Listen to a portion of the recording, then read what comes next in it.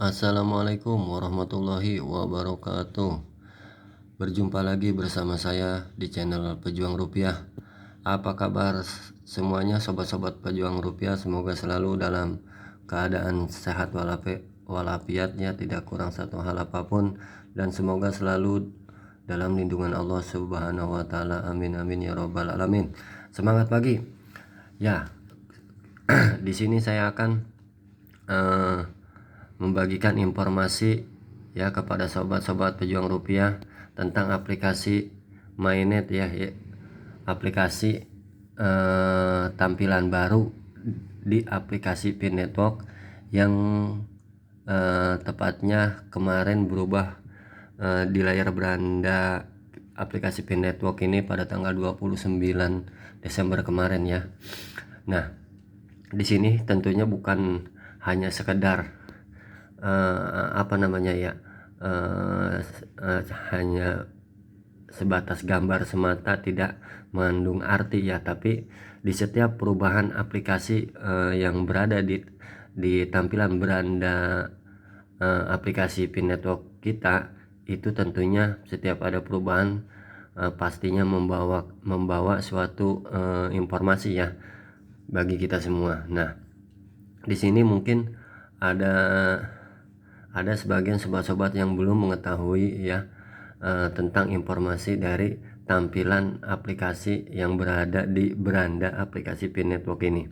Nah, di sini apa sih yang baru, informasi yang baru yang disampaikan dari pihak Kortim kepada Pak Pioner ya di seluruh negara ini. Nah, di sini saya akan sedikit memberikan sedikit kesimpulan yang saya tangkap ya, ini menurut pribadi saya yang saya tangkap. Nah, di sini sebelumnya saya akan mentranslate dulu ya, Mbak, apa sih informasi yang disampaikan dari pihak Kortim ini.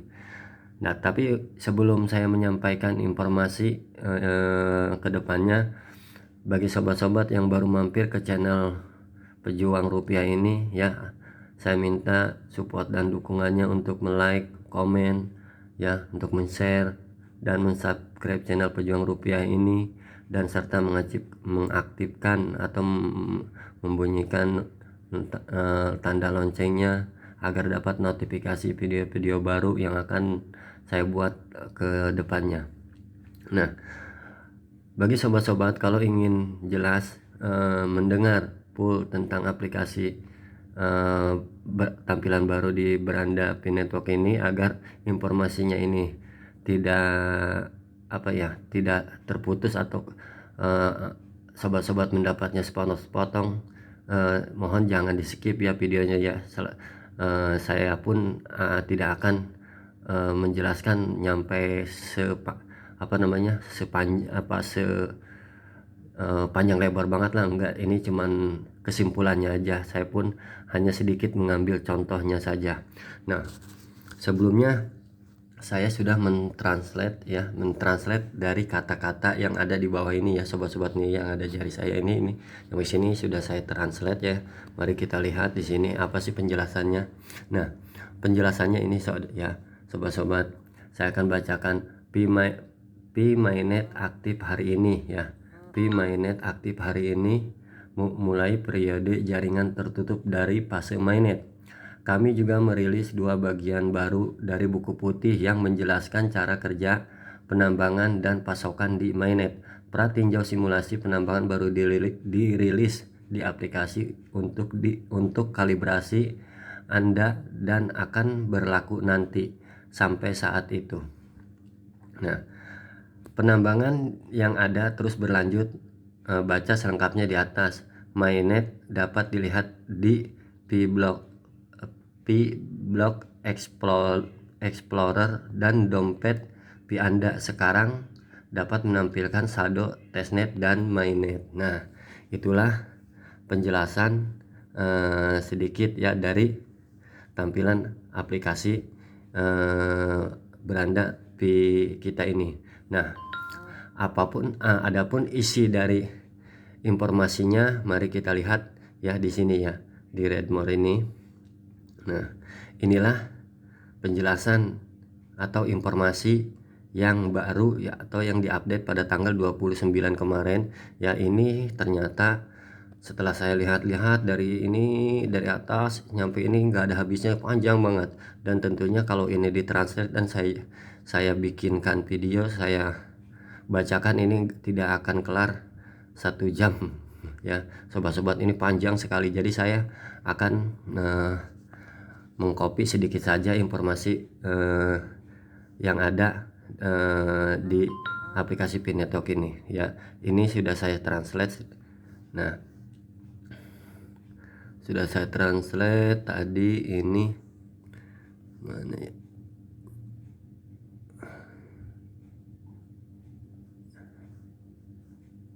Ini dia. Nah, inilah hasil dari terjemahan informasi yang disampaikan pihak Kortim ya.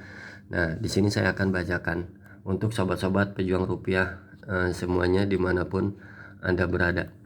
Nah, peluncuran mainnet Pi mainnet sekarang aktif memulai periode jaringan tertutup dari fase mainnet, di mana blockchain mainnet di firewall untuk melarang konektivitas eksternal tetapi memungkinkan transfer peer-to-peer dan peer-to-app dalam jaringan tertutup ya. Jadi ini mainnet ini ya sekarang ini masih dalam keadaan mainnet tertutup ya, karena fase mainnet ini ada dua, yaitu fase mainnet tertutup dan fase mainnet terbuka. Nanti akan saya jelaskan berikutnya. Nah, di sini mari kita lanjutkan lagi. Mainnet dapat dilihat di Pi Block Explorer. Dompet Pi sekarang dapat menampilkan saldo testnet dan mainnet. Nah, di sini kita nanti bisa melihat saldo testnet dan mainnet ya, tentunya di aplikasi Pi Browser. Meskipun saldo semua orang di mainnet saat ini adalah 0, semakin banyak perintis yang lulus KYC, mereka akan dapat mentransfer saldo mereka ke mainnet. Solusi KYC ya akan segera hadir untuk memulai verifikasi identitas pioner dan validator identitas orientasi. Perhatikan bahwa jaringan Pi tidak menjalankan ICO ya, atau segala jenis penjualan crowdfunding Pi. Dengan demikian, pihak manapun yang meniru Pi Network atau pendirinya untuk melakukan penjualan atau listing adalah ilegal dan palsu ya. Jadi kita jangan kalau mendengar informasi Pi mainnet saat ini ya sudah ada listing atau sudah ada harganya di market, itu bohong ya. Itu namanya berita hoax atau palsu, karena untuk fase mainnet tertutup ini belum ada harganya. Nah, saya teruskan ya. Setiap penjualan Pi kepada perintis tidak sah dan tidak memiliki afiliasi dengan tim inti Pi. Nah, perintis harus waspada terhadap penipuan dan tidak berpartisipasi. Pi dapat ditambang secara bebas dan dengan berkontribusi pada ekosistem melalui aplikasi seluler kami. Selanjutnya, Pi yang ditambang hanya dapat diklaim dari dalam aplikasi Pi resmi melalui dashboard mainnet dan kemudian ditransfer ke dompet Pi Anda. Setiap situs web yang meminta perintis untuk mengklaim Pi dengan cara lain adalah palsu atau bohong ya. Di bawah ini adalah draft baru bagian pasokan dan penambangan Pi white paper kami. Penambangan akan berlanjut di fase mainnet, tetapi dengan tingkat penambangan yang disesuaikan secara dinamis dalam pasokan terbatas. Untuk detail lebih lanjut, baca bagian white paper baru yang mengulas cara kerja pasokan dan penambangan sebelum mainnet dan jelaskan bagaimana dan mengapa mereka akan berubah di mainnet. Kami juga akan menyimpan bab peta jalan yang rilis sebelumnya di bagian bawah untuk referensi.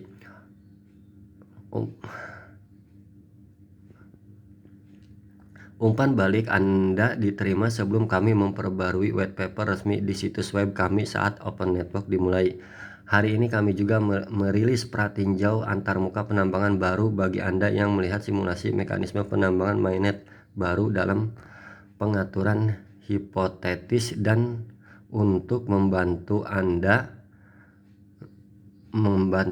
mengkalibrasi pengaturan penguncian Anda. Mekanisme penambangan baru belum akan berlaku sampai lebih banyak orang lulus KYC dan migrasi ke mainnet.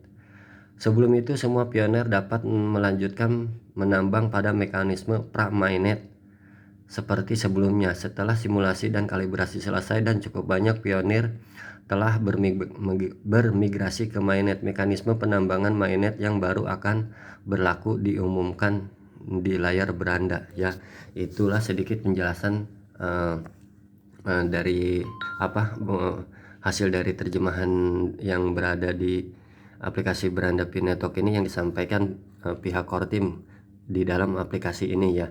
Nah, di sini saya akan sedikit menjelaskan tentang fase mainnet ini ya. Nah, fase mainnet di sini menurut info yang saya dapatkan, fase mainnet ini ternyata terbagi dua ya, sobat-sobat pejuang rupiah, penambang Pi Network ya, atau pionir dimanapun Anda berada. Nah, fase mainnet ini dibagi dua. Yang pertama adalah mainnet enclosed network enclosed ini ada tulisannya di aplikasi juga. Ini adalah mainnet pertama ya, fase pertama, yaitu mainnet fase tertutup ya. Jadi di sini di mainnet fase tertutup ini tentunya ada hal yang tidak bisa kita lakukan ya saat mainnet tertutup ini. Yang pertama, kita itu tidak bisa menukarkan koin kita ke uang fiat atau ke uang nyata ya.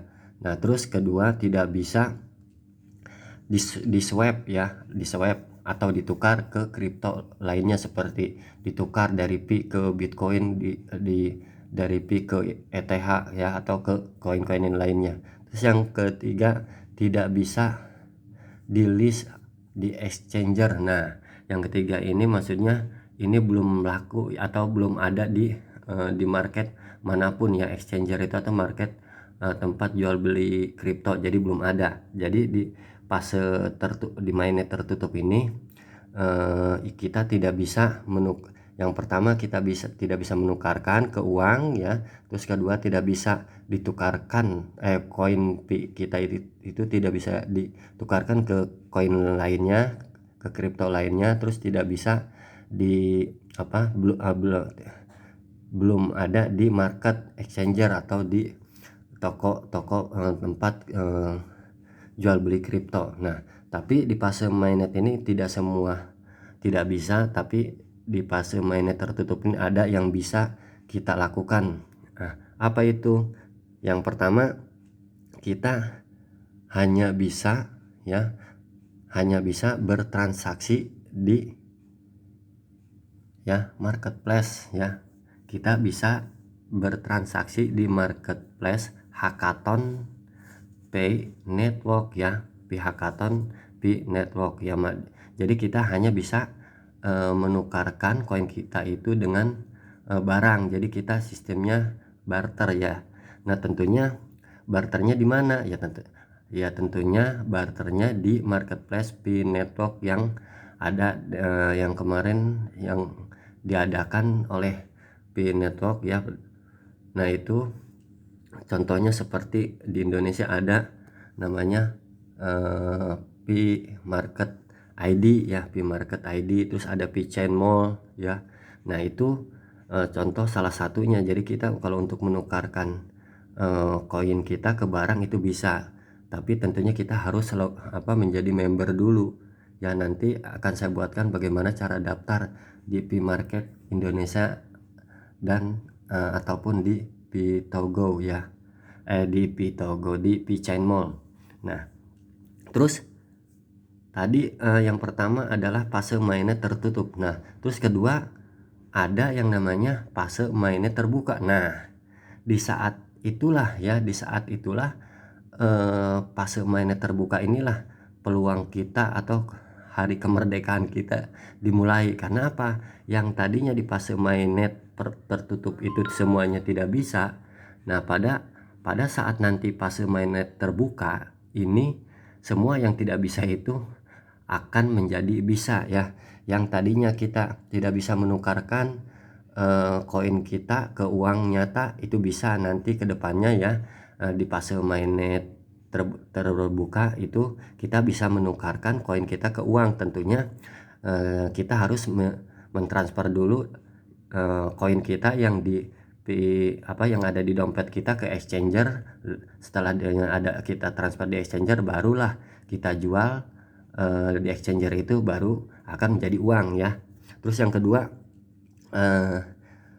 yang kedua kita bisa menukarkan ya, atau swap, menukarkan koin Pi kita itu ke Bitcoin juga bisa, ke ETH juga bisa, atau ke Ethereum, atau ke Doge, atau ke Shiba Inu, atau ke Solana ya, atau ke koin BNB, atau ke koin lainnya ya, karena banyak sekali seperti Doge, Tron. Nah, itu terserah ya, terserah sobat-sobat, itu bisa di swap ya, bisa ditukarkan dengan kripto yang sobat kehendaki.